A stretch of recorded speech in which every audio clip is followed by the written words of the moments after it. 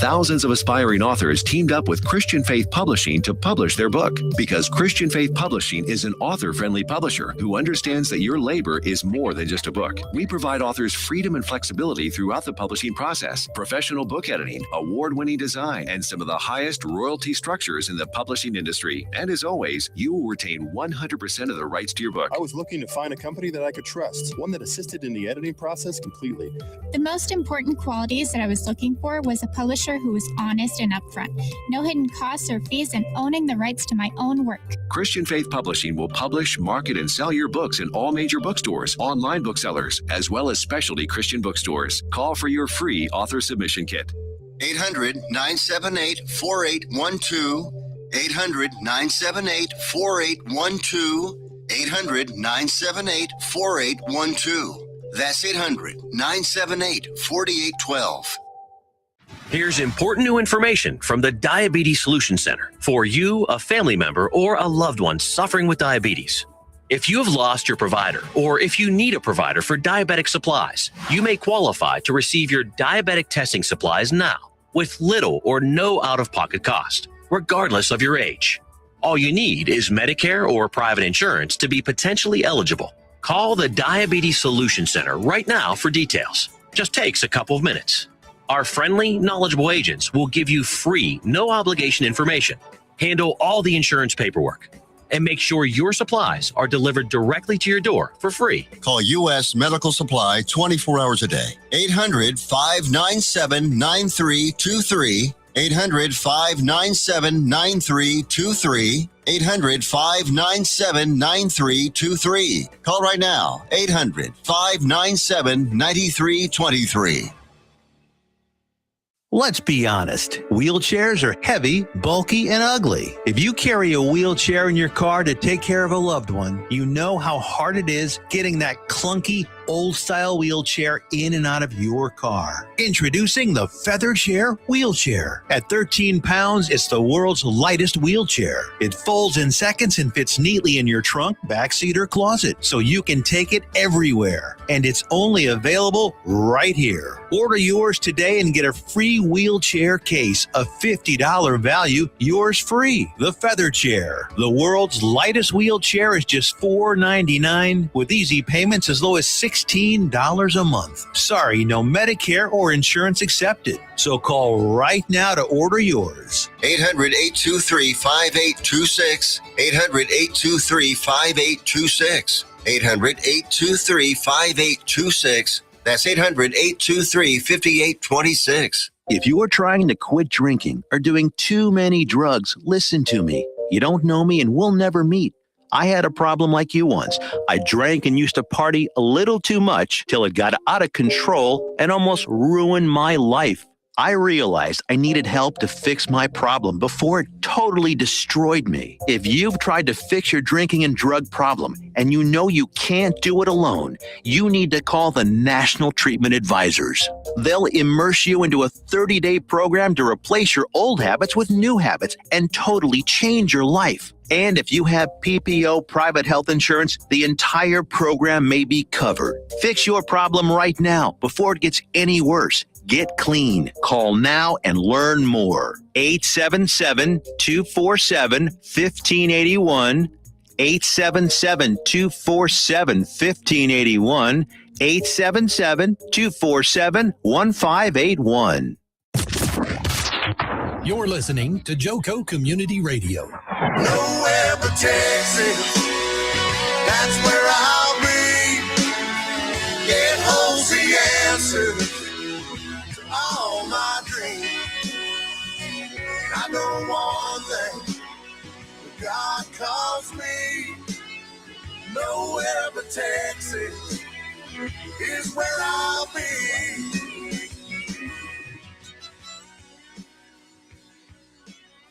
Hi, and welcome to The Pulse, North Texas Radio, the heartbeat of North Texas. I'm your host, Mary Wells, and I'm a realtor, I'm a mother, and I'm an advocate. Each week, The Pulse will focus on people, stories, issues that shape everyday life across the community. For public service, local heroes, to conversations that need to be had. Tonight, we are having a conversation about human trafficking. It is our very first show. Congratulations on that. Thank you. And with it being Human Trafficking Awareness Month, I thought it'd be fitting to have human trafficking as our first show and bring awareness to our county.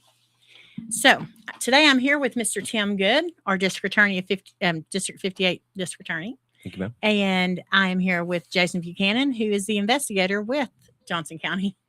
Thanks for having me. Well, thank you for being here. And let's just jump in. So across the state of Texas, we have 313,000 human trafficking victims, and 79,000 of those are children. Does that sound about right? Yes. And what you have? Okay.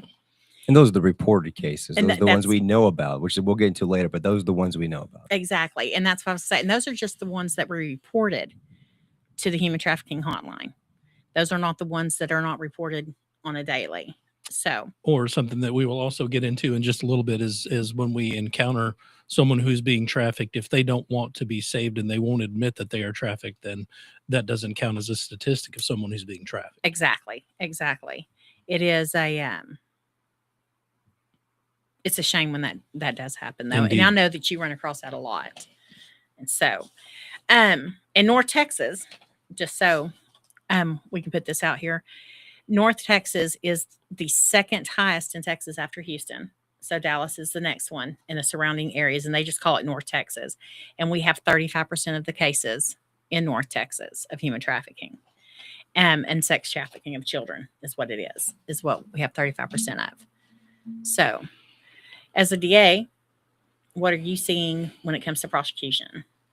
To prosecute, so we're actually getting started. That's something the office is trying to do right now. So in the first year, since we had the change in office, that has been a focus that we've wanted to do, and we're trying to focus on that. But it's definitely a start. So when it comes to prosecution, we have cases in the pipeline. We have people indicted right now for a multitude of different variations of human trafficking, but it's just getting started. And so that's a hard question to answer completely, because cases do take an amount of time to actually get from Exactly. inception investigation, to get a file with the office, to get them assigned to a court, not to mention getting them indicted. And so once they're assigned to a court, they may last up to a year, 2 years before we even get to a jury. And so it's a long slog. And some people say the justice system's slow, and that is true. Regrettably, that's the best system we have at this point, is that it takes a while. And part of that is also protecting the rights of the accused, which is important as well.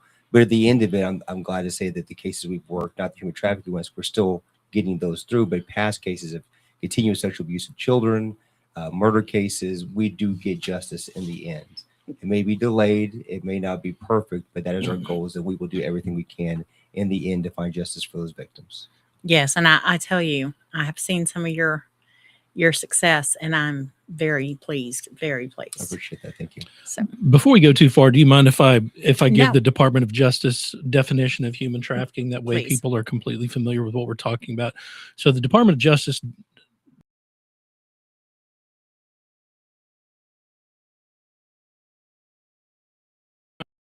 force, fraud, or coercion for the purpose of exploitation. Now, that exploitation can include forced labor, sexual slavery, or other forms of commercial exploitation or labor exploitation, and is often described as a modern day form of slavery, where the individuals are controlled and exploited for profit. And what's really sad is, obviously, when people think of sexual trafficking or human trafficking, they think of interstate or international. But what's really sad in a case that we have that's moving through our system right now is a local victim who was trafficked locally, not outside a 20-mile ring from where we now sit, was where her victimization began and where it continued until the people investigating the crime got involved. And it has been a significant case. And hopefully it will remain a single victim case, but we're just not sure yet. But it does happen right here in our backyard with the members of this community. exactly, and it's not.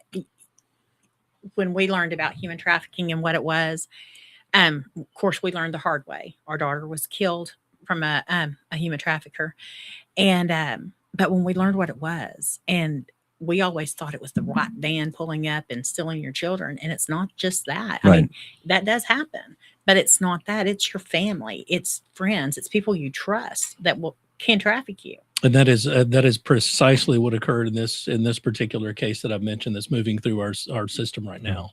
Exactly. We've seen cases where kids will be trafficked out of school and still return home every night with their parents. And so it is, yeah, to your point, we like to think it's that white van that pulls up and abducts somebody, because that's a threat we can actually watch out for. But to be more proactive, particularly for parents, is a lot more conversation with your kids now about what is inappropriate contact with other people. It's some of the same stuff you do to protect them from the one-on-one perpetration by pedophiles. Exactly. And you were talking about the school. We had a young lady, her name's Courtney, an amazing young lady out of Houston. She was trafficked from Katy High School, and she went home every night. Mhm. And she has now served on the past Trump administration on their human trafficking coalition. And she said that the people at school knew.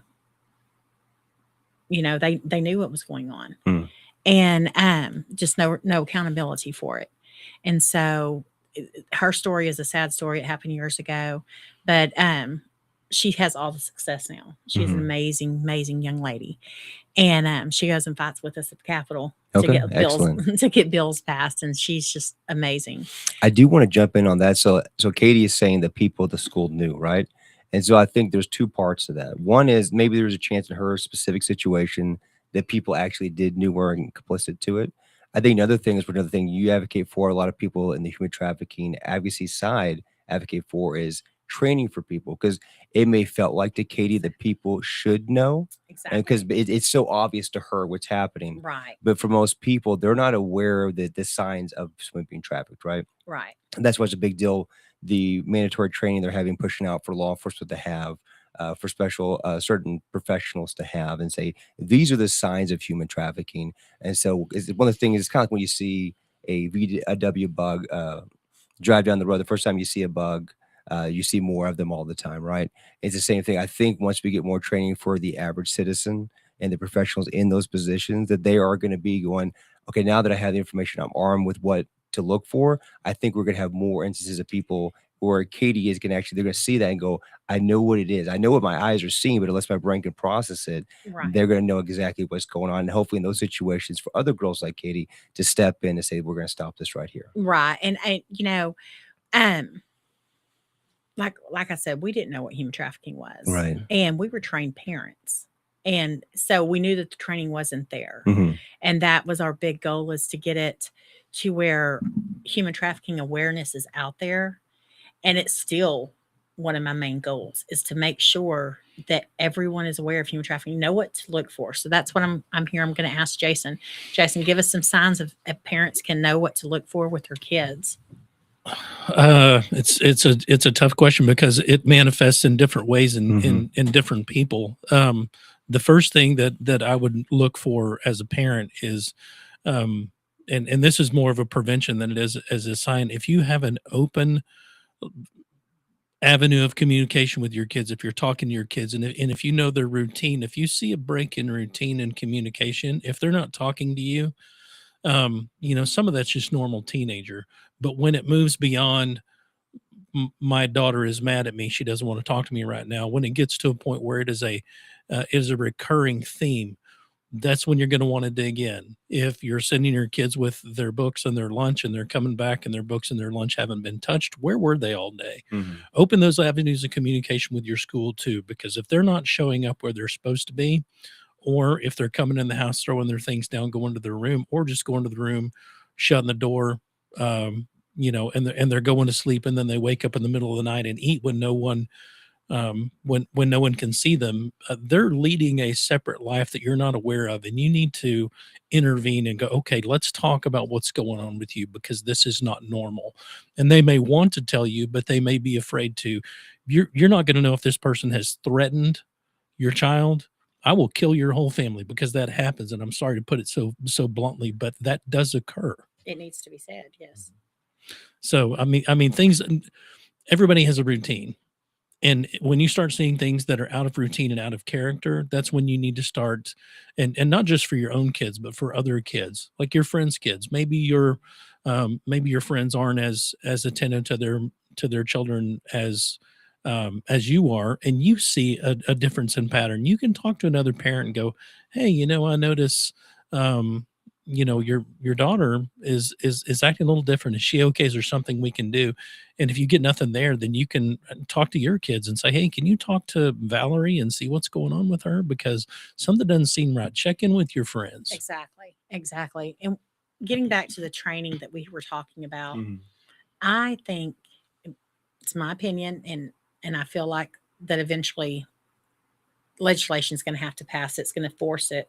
But I think that every junior high, high school, and actually even elementary should have a human trafficking awareness course, that at least one day in the year that they take out and teach human trafficking awareness of what to look for. And then that way they can, if it is being done, if the, not just for the teachers, but if the students make an outcry, they could get the help that they need right then. Mhm. And I just feel like that's something that we need to maybe look into doing as well. And that's going to be a big task, right? Because I mean, all of us who are in professional settings, we have all these online trainings we have to do mandatorily, right? I did cybersecurity training today. I'm going to do CGIS training tomorrow. So there's a lot of things. So sometimes it just becomes a wash of so much information. Right. So I look forward to hopefully like the way that develops out, where it sets out from the pack. It's not one of these like tiers of all these things I got to do, and I just kind of get it done, click through the boxes to move on to finish my training for the year. But something that's really meaningful to grasp people's attention, because one, though cybersecurity training, other things do help protect my personal life. If I'm doing human trafficking training, it protects my kids as well, right? And so I hope that's a big thing for people, like particularly teachers and other people, paraprofessionals, that look at that and go, "This helps my kids as much as it helps my students." Yes, exactly. And I just feel like that, the Lighthouse at Grace, and I'm going to give Carol a shout out here.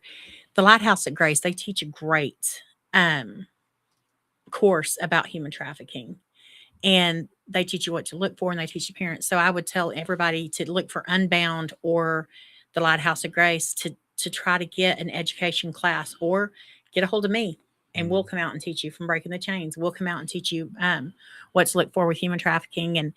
And let's say I had a church group. Would you be able to go to like a church group if I'm part of like a Rotary Club? Is that something you guys come out and? Yes. Okay. Yeah. And we would come out and do that, or we would get Carol from the Lighthouse at Grace, or we can get Unbound. Just, we do have a younger lady that will come out and teach, and she's magnificent. And so she happens to be my daughter, so I can say those things. I'm a little bit biased. Subject matter expert. Yes, exactly. And but she will come out and she would teach. And we've also, like I said, we've got some really great organizations that can do that. But it's very important that we do get that information out into parents' hands as quickly as we possibly can. Absolutely. And so when we're talking about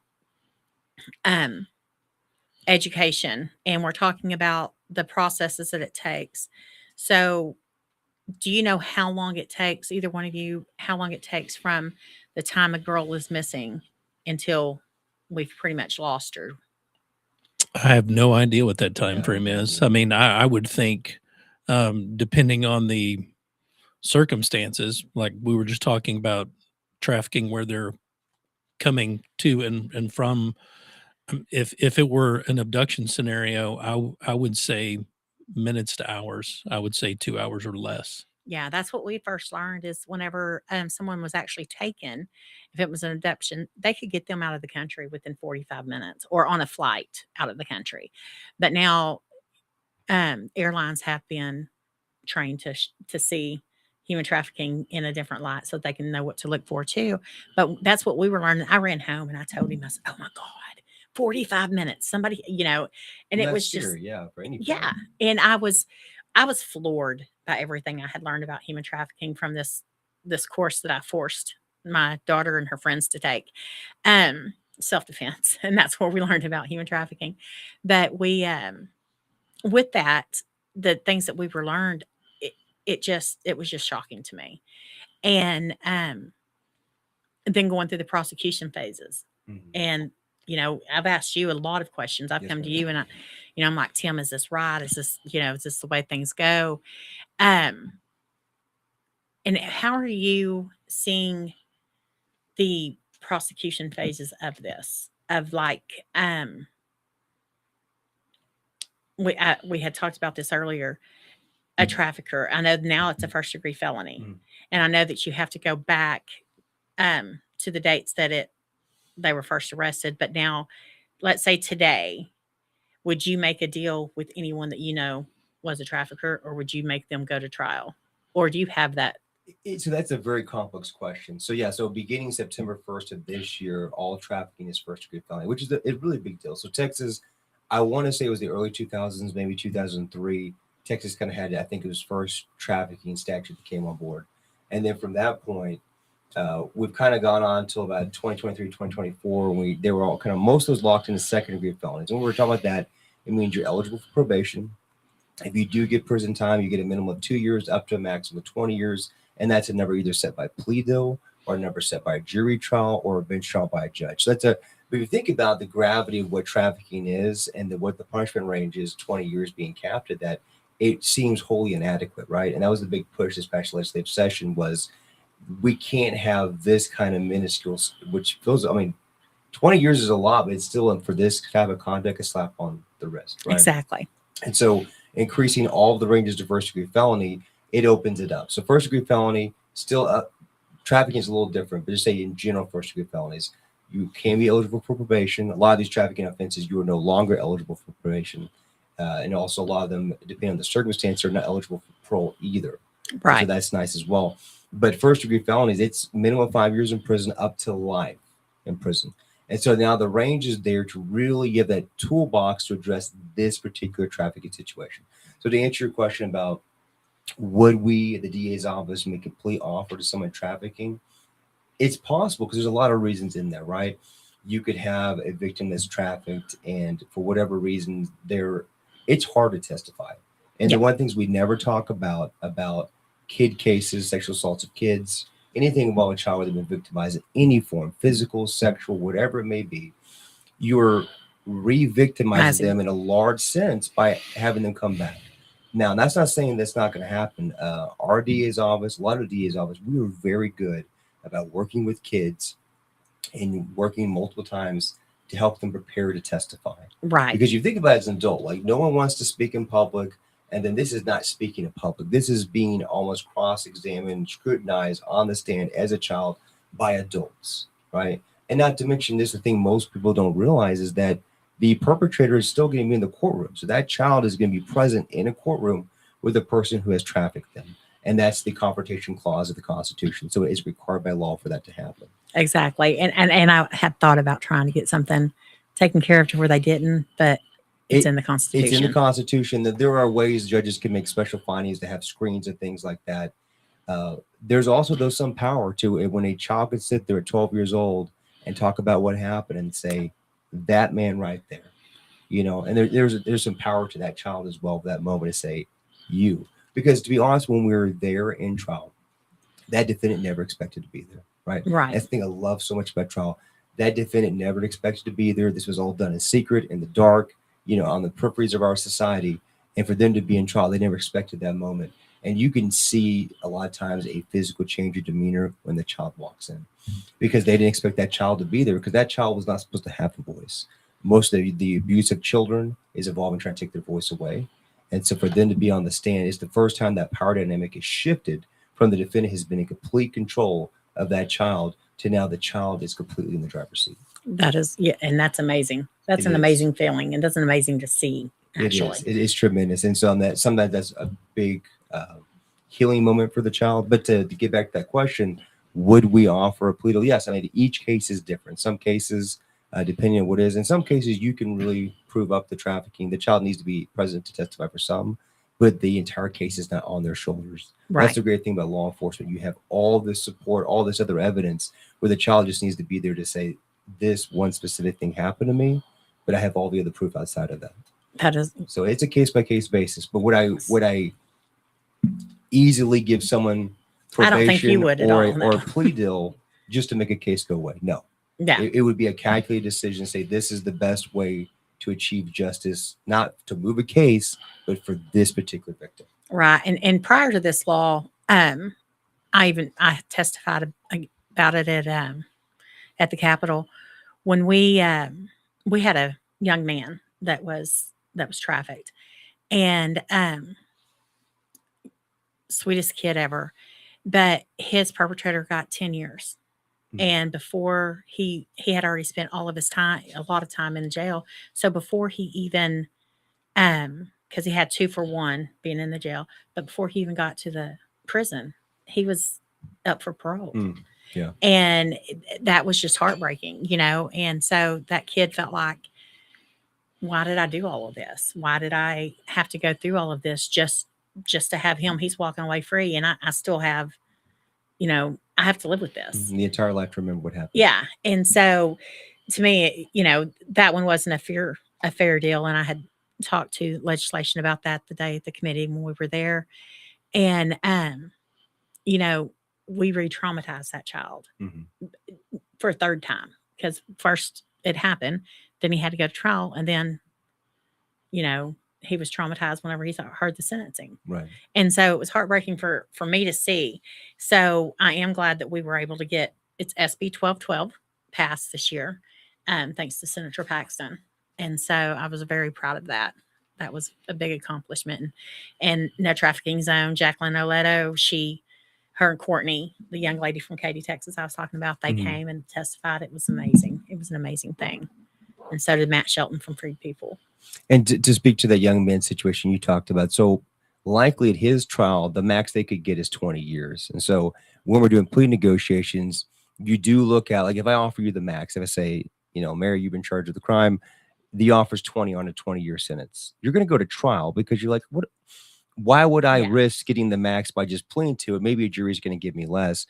And so sometimes you see those middle of the road, we're going to offer a 10 on that. Not that I tend to go on the higher end. Right. What I could see why an office would say a 10 on a 20. That's why having the first degree felony is so much different. Now the middle ground, right, is 50 years, 60 years. Yeah. And so it changes the math of what plea negotiations are, which is tremendous power to the prosecution and a tool to get more justice for the victim. Exactly. I'm glad that one's in with us. And Mr. Buchanan, when you are in investigating these crimes against children, I know that you've done a lot of crimes against children, not yes, necessarily the trafficking, but because that's something that you're now learning the hard way about. Right.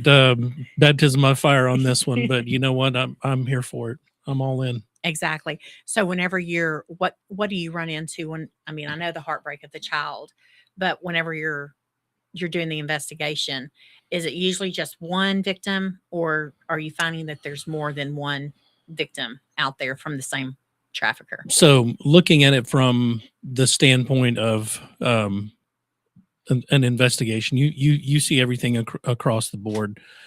Generally, from an offender standpoint, the first time you have a child in to talk about being victimized by someone, that is not going to be that perpetrator's first victim, especially in a situation like this. That could be, you know, their 300th victim, depending on how long they've kind of been in that business.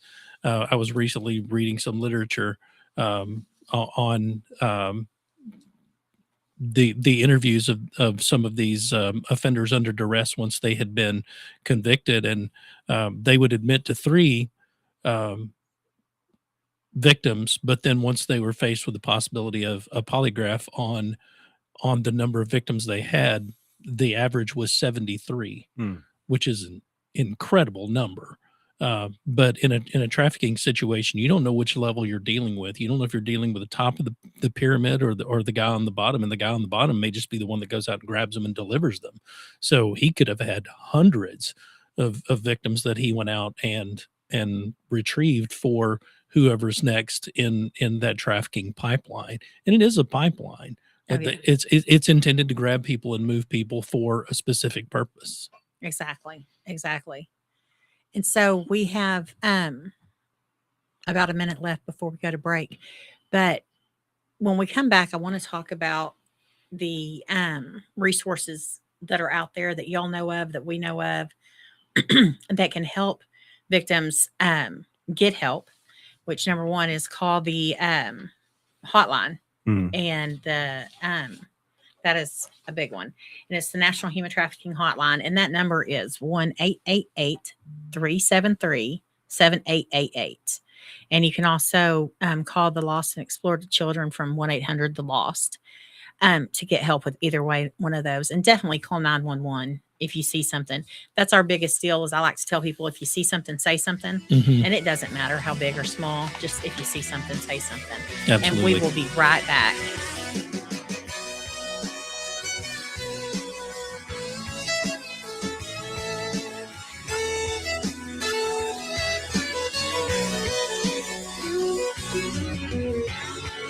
Yeah, nowhere but Texas.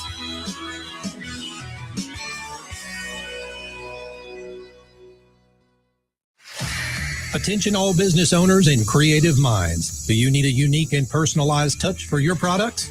Look no further than Romika Laser Engraving and Custom Designs. I'm Ron Phillips, co-owner of Romika Designs. We offer custom laser engraving services for a variety of products, including promotional items and corporate or personal gifts. With state-of-the-art equipment and a team of skilled designers, we can engrave intricate designs on virtually any material.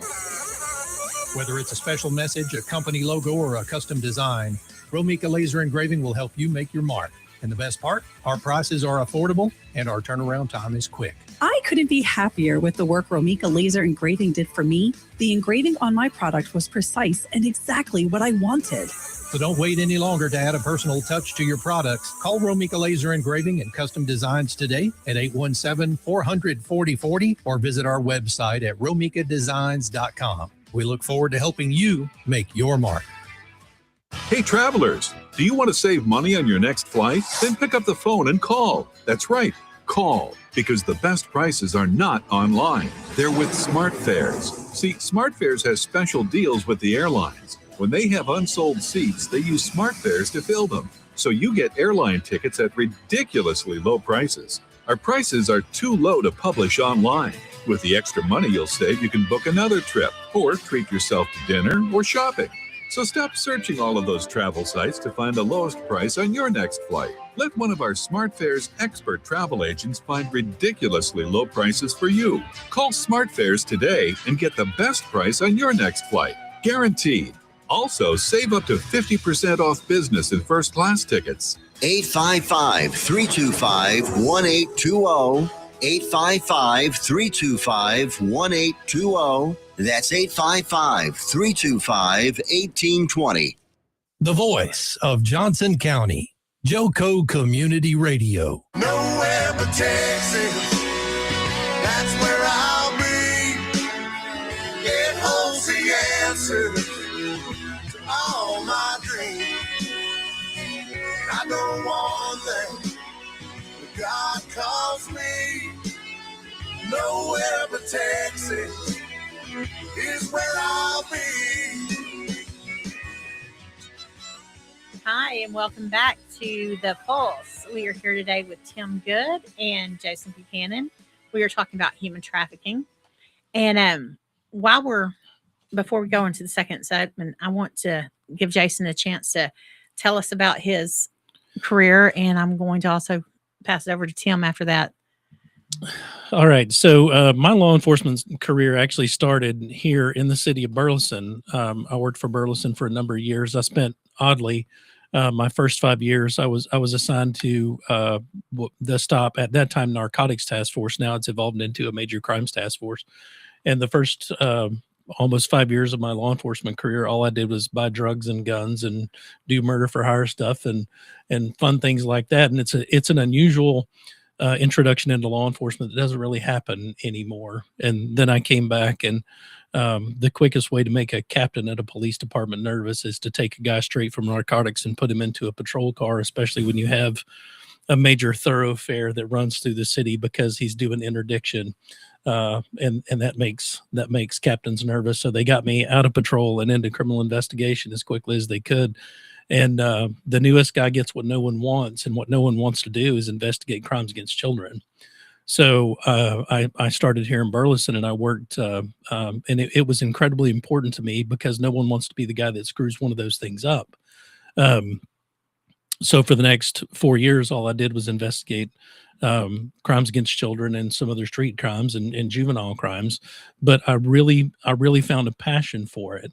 An opportunity came up, and I'll give a small plug here for the Children's Advocacy Center of Johnson County. Amazing organization. Amazing organization, and I am very proud to say, and it's one of my proudest things in my career is I got to be on the board that that helped put that together and bring it to life. And an opportunity came where the investigator position for the Children's Advocacy Center came open. So I went there, and for the next 4 years, all I did was physical and sexual abuse of children and child fatalities. And it doesn't take long to get a lot of that. Again, I was very, very committed and very passionate about it, still am. But I had an opportunity to go into the federal system. So I left for 20 years and served in the United States Secret Service.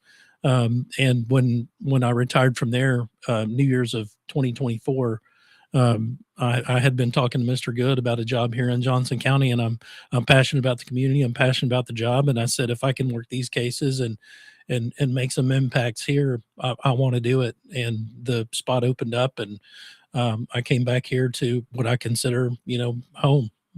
That is amazing. Absolutely amazing. That's quite a career. It is. It's quite a career. So when you ask, like, what are we doing about human trafficking and stuff like that? Well, a big part is starting with Jason Buchanan.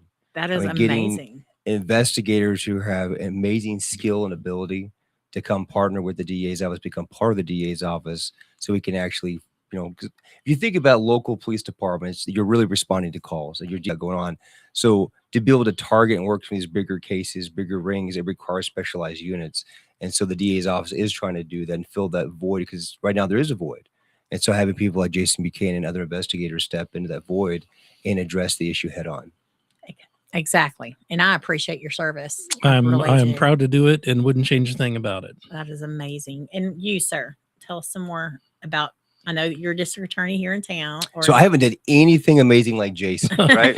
Probably done many more things amazing. I've been attorney for 15 years. I have been a prosecutor here in Johnson County for 8. I've been the elected for the past year. And so, I mean, that's what I've tried cases of the whole gamut of stuff. But I would not hold even a candle to Mr. Buchanan's experience and what he has done for our community. Both of your career so far this year that I have seen has been outstanding. You have gotten some amazing for these children.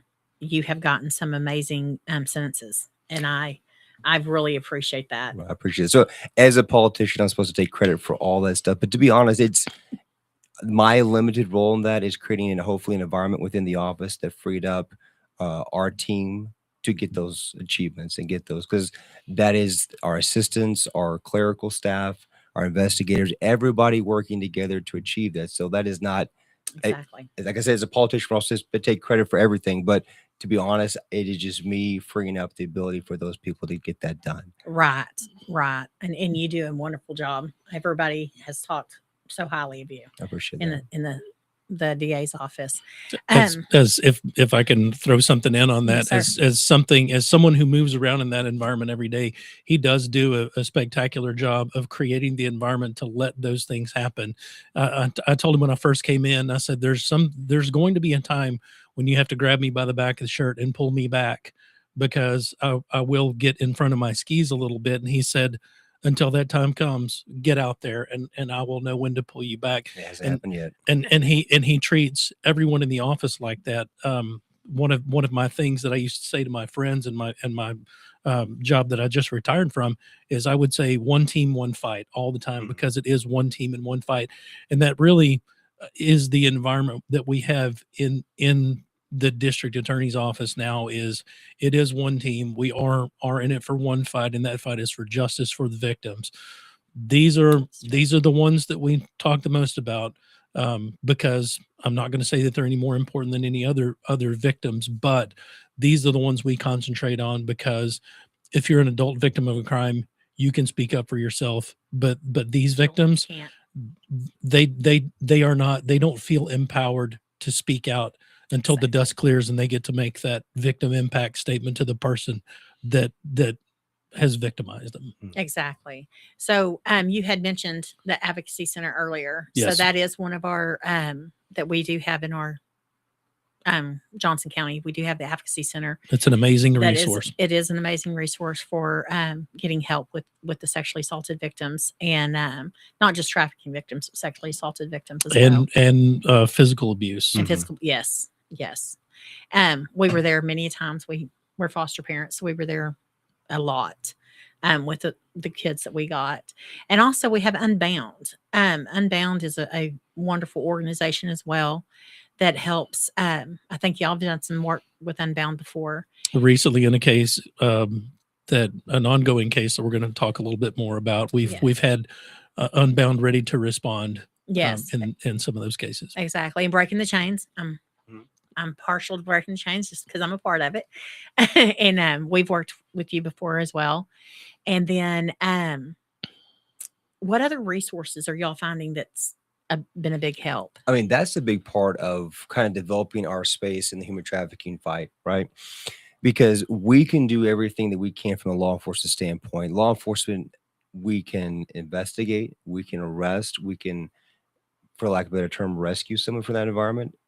But after that, our options of what we can do for the victims are very limited. Exactly. And so is the community resources out there, is the community that steps into that gap. Because if it is an abducted child that has a good family, they go right back to that family. If it's a woman that has been battered by a spouse, there's a lot of women's shelters they can go to. This is a space where the community is trying to catch up, but we haven't caught up yet, to be a resource out there, because we can put a human trafficker in prison for the rest of their life. But that victim, if there's not a safe place for them to land, they're going to be right back in the same environment with a different trafficker. And that's the thing no one wants to talk about. It's fun to take down human traffickers and see them pay the price. But unless there's community resources out there that can come alongside that victim and get them back to a stable, healthy life, then we're just kind of, the cycles that keep going on. We're still going to take down every person. But the real way to save that one individual victim is have the community step in and have those resources. So to your question about resources, we're finding more about different resources, and that's an ongoing thing. One of the things we've done recent raids, we have talked about, is that we need to absolutely have a game plan. We can't just go in, kick in a door and find somebody. There has to be a back end plan of what are we going to do when we find somebody behind that door that needs to be rescued. Right. And my first resource there is I get on my phone and I call Mary and say, Mary, this is what we have. We need some help. But in our office, we have an amazing victims assistance coordinator, Melissa Garcia, who is always out there trying to find those resources. Yes, absolutely. And she does an amazing job of staying in touch with victims and victims' family. And if I called her right now and said, I need some help, I know that she would bend over backwards to do what she could. And she doesn't just help from the phone. She's always looking for additional things that she can do. So as far as resources for victims, I can't say enough good things about Melissa. That is amazing. That is amazing. We do, one of my main goals is to eventually have a home that we can house human trafficking victims for long term, not just for short term. Huge need. But for long term. And it is a huge need. And so if anybody's out there that is listening and wants to donate land or a home or two, we would take it. So we're going to get with you. There was something something that we want to talk a little bit about is what's going on in Johnson some County. cases that are happening in real time in Johnson County. And I'm going to back up just a little bit, and I'm going to give ourselves a plug. If you're not following us on Facebook, Johnson and Somervell County District Attorney's Office on Facebook, give us a follow, because every now and then we'll put up some things with some humor in it, but we also want the community to know what it is that we are doing and the services that we are providing for them in the courthouse to protect them from some pretty bad people. But also we use it as a place to communicate, not just with the community to let them know what we're doing, but also I make the joke, the audience is listening when I'm talking about the other side of that, the people who are trafficking, the people who are doing the wrong thing. Several weeks ago, we executed a search warrant at a massage parlor in Cleburne, Texas, and there was a trafficking victim there. And again, hearkening back to what I was talking about earlier, that trafficking victim would not come forward and say, I need help. They chose to stay in that environment, and we can't force them to leave that environment when they're a grown-up. We can't take them out of that environment. We need them to tell us. And my thanks to you for actually coming out and speaking to that victim at that time, and she just wasn't ready. And and also there's a language barrier, a Chinese speaker, so we weren't able to do anything with her. And her time, she has still been in contact with us, and hopefully we're going to be able to get her some help. But we executed another search warrant that night and found additional information to know that this one facility wasn't the only one in Johnson County, and it goes beyond our state and beyond our borders. It is an internationally affiliated issue. So I'm not saying that it started here. What I'm saying is we have a portion of it here that goes outside of the United States, outside the state lines of Texas. Now, we put up a Facebook post that said, we're not going to tolerate this, and to be continued. And within a few weeks, it was continued, and we hit 3 more locations, one a stone's throw from where we now sit, and we encountered human trafficking in all 3 of those locations also. And that's to be continued. We're going to keep going and going. We're not done with this yet. We're not done. We want to make it abundantly clear that if you are going to engage in this sort of behavior, if you do it in this community, there's going to be a heavy, heavy, heavy price to pay. There was one thing I was going to mention related to, oh gosh, I'm getting old. I forgot. There was a good point that I had in there that I will hopefully remember in a minute. It'll come back. Don't worry about that. My daughters are listening right now going, oh my gosh, this is so embarrassing. No, you are perfectly fine. I tell you, when you're saying that they're listening, and I hope that they are, and I hope that they know that Johnson County DA is not somebody to mess with, that Jason Buchanan's coming for them. So, indeed. And that reminds me of what I just forgot. And that is, we had one of these massage parlors that was on our checklist. They voluntarily folded up and left the county. That is amazing. And quit business because they knew we were coming for them. As an example, proactive deterrence. Hey, I like that. I like those words. Proactive deterrence. That is amazing. So, I mean, y'all can't really get into detail, but it's out there because there's more still going on here. Yes, and we're not gonna stop until we have completed our mission, which is no human trafficking in this county. And I think a big part of that is a lot of times we want to think it's not happening in my city or my neighborhood or my county, and we're not here to fear monger, but knowledge is power. And so the reality of that human trafficking is occurring even in Johnson County should be a wake-up call to the good, sane, moral citizens of Johnson County. This is an issue even here. It's easy to think about, oh, it's Harris County or some other county far away or a different state, or most people most even the movies focus on overseas. Exactly. But to realize it's in your own backyard, which is also why the training is so important. It's in your own backyard. Shouldn't you take the time to get the training to be able to recognize it? Because maybe you can see something, and like you've said before, if you see something, say something, then that will lead to maybe if you can just save one person. I mean, that is something amazing. Exactly. You're talking about the movie that had Sound of Freedom, Sound of Freedom. We were sitting there. Chris and I went to go see the movie, and we sat in the very back row because we were told that it would hit us different, and it really did than it did most people. And when we got up to leave, the little girl in the front of us that was sitting there was so mad at her dad for making her come and watch the movie. She said, I told you, Dad, it only happened across seas. Why are we here? And her dad looked at me like, help me, And I said, And they mind? didn't know your story. They just looked at you, right? No, he saw my shirt. Okay. And because I had my Julia Wells shirt on, and he just looked at me like, help me. And I said, do you mind? And he said, no. And I said, no. I said, let me explain something to you. If you read my shirt, you will understand. It happens here. It happened to my daughter. She left with someone she trusted, and that lady sold her. Mm-hmm. That young lady, we thought it was a young lady at the time. Turned out she wasn't, but that person sold her, but she left with her, and that person sold her. I said, so it does happen right here in Johnson County. And she just kind of looked at me like a deer in headlights. And she was like, so what you're saying, that stuff that was on that actually happens here? Mm-hmm. And I said, yes, it happens in Texas. It happens in Johnson County. It happens everywhere. And there is no community that's safe from it, because as long as we have the internet, which we all do, there is no community safe from it. Right. So something I will add is you are not just the district attorney for Johnson County, but also for Somervell County.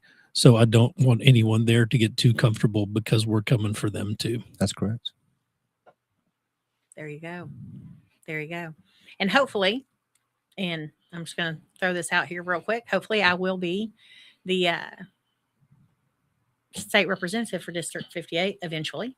And we will, you will always have my support, whether I'm at the Capitol or not. I will always go and fight for anything that you tell me to go and fight for. Appreciate Definitely. that. I appreciate Definitely. that. Well, we also appreciate your willingness to get up in the middle of the night and come to these scenes when we're out with these people, and answering my phone calls. Even on New Year's Day, we had a situation where I was called by an investigator who said, hey, I have this. I don't know what to do. I don't know what's going to happen with this person. And I said, I know someone who can help us. And I got on the phone and called Mary Wells on New Year's Day. Yes, he did. He's like, I said, Happy New Year.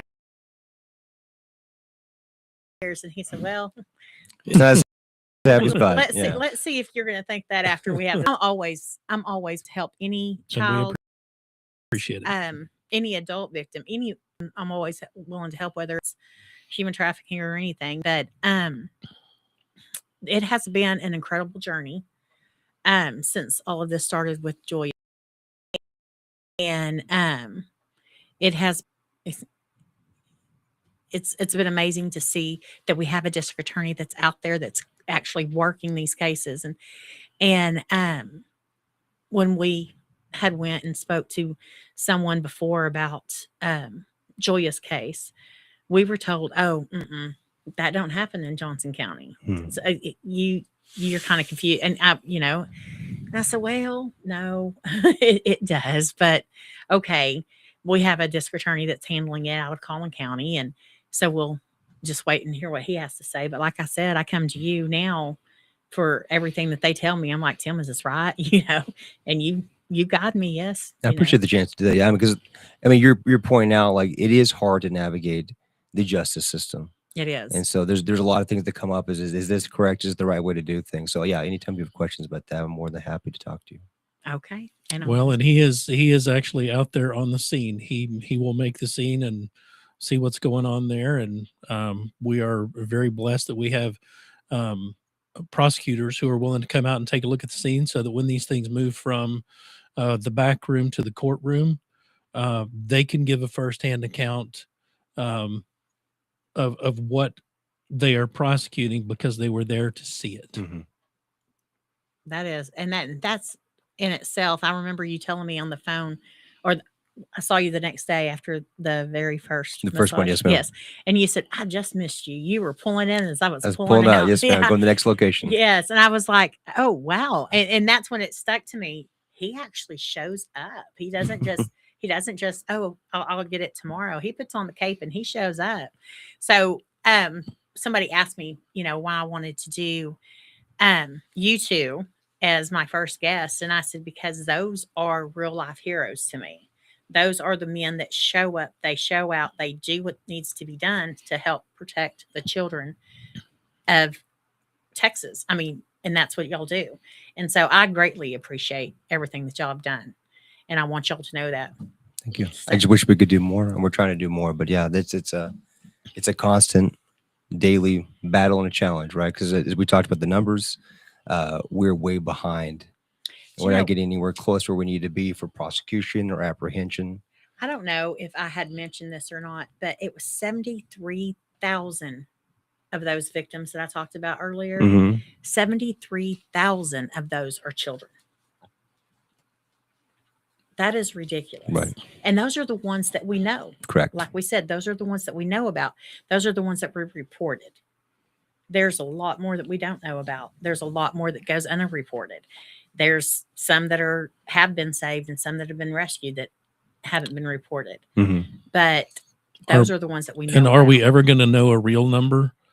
Because for years, we don't know who all came across our border. We don't know who they brought with them. We don't know how many of them were children. The getaways aren't just people who wanted to come into the country to change their lives, but some of the getaways are victims, and we don't have any documentation of that. Exactly. And it's a sad. They didn't get away from anyone. No, not at all. Chris, do you have a message up there for us? Yes, Carol Livingston is on, and she is the lady I was talking about earlier from the Lighthouse at Grace. She is on. Excellent. She is amazing. Dana Boyes is on. She says, "Thank you so much, Mary, Tim, and Jason." And it just went blue. So I don't know what that one was. Jason, for all your hard work. We appreciate you. Thank you, Dana. We appreciate that. Thank you. And then I don't see the other one except someone says, "Thank you, guys." There it is up top. Is that Marshall? No. Or Marsha? And it says, "Hey, guys, thank you for addressing the big issue in our community." Thank you. I'm glad you have better eyes than I do. Well, let's not lose our minds. My eyes are going blue. But thank y'all for responding, and thank y'all for being here. Absolutely. Thank you. It was a pleasure. This has been great for having my very first show. I'm Congratulations excited. on that. Yes, Hopefully I will be we made doing it a this. success. Yes, I will be doing this every week. Once I get the hang of everything, will be a lot smoother. I am going to bring in the next time. I don't know if it'll be next week or the week after, but I am going to be bringing in some of the nonprofits that help out. That's a with great human idea. trafficking, Great idea. and so that we do have the resources out there, people will know who to call. And I'm going to bring in the girl from Reinspire. I like to call her my prevention. So I'm going to call her in and let her talk about Reinspire and everything that they do too. I'll definitely watch that. Yeah, I know it's crazy, but I do. I call her my prevention because of everything that she is doing at Reinspire. Maybe, and I definitely know that she's saving some of these girls from going in. So, thank you guys. It says thank you guys for all you do. Keep up the good work, and I love that. Something that I would like to mention that you just breezed across with your daughter and self-defense, as someone who has been trained in a lot of we will call them tactics, defensive tactics and jujitsu and things. As a parent, I wanted my girls to get into jujitsu because I thought it was interesting and fun, and they weren't near as interested, but I made sure that they had enough to take care of themselves. And I cannot stress enough, I don't care if it's a daughter, I don't care if it's a son, boys get trafficked just like girls do. Yes. In comparable numbers. Make sure that your kids know how to say no to an adult that they should say no to, and get away from someone who grabs them. Those are the bare minimums. Make sure they are comfortable saying no when it's time to say no, and comfortable getting away when the time comes to get away. Before we let our youngest daughter go to college, she was a ship with a gun, and she carried it back and forth from her car to her dorm, and we made sure that she was. That is all we have for you guys today. We quick hour. Yes, we thank you. Until next week, we will. Thank you. Thank you.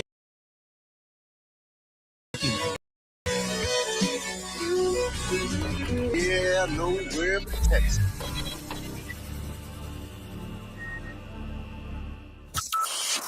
From Burleson to Venus and Grandview to Godley, this is the voice of community radio. Have you ever met a single person in your life that exists? No. No one does. If you can't sleep at night, huge problem with the IRS, I've got some. This service is strictly individuals that owe the IRS $10,000 or more. We can guarantee that you won't be writing a check to the IRS, or our services cost you nothing.